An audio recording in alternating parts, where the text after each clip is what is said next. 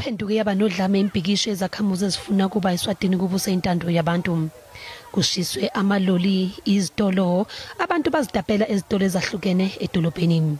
Isimo lesimatima kakhulu lesentaka kwamanje eSwatini njengoba sibonile ukuthi kubabona kude especially ku social media bantu bayatendela batibuthela etitolo kunengi budlongudlengi lobukhona enisitawukhumbula ukuthi tizathu taloko ngilokuthi phela bantu batimisele kakhulu ngokuthi live labo livakale ikakhulu ekuthini kube ngibo labatikhethela ndvuna nkulu welive sigadzile ke ukuthi kumbe kusasa kube khona ukukhulumisana kwalaba laba concern kakhulu.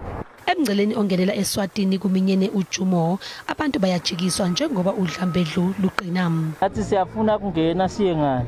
So manje siyasaba mani ngoba bathi ngale kuyashisa ama truck kakhulu. So asadi ke ukuthi kutawuphela nini sitawuma lapha thili wena asadi.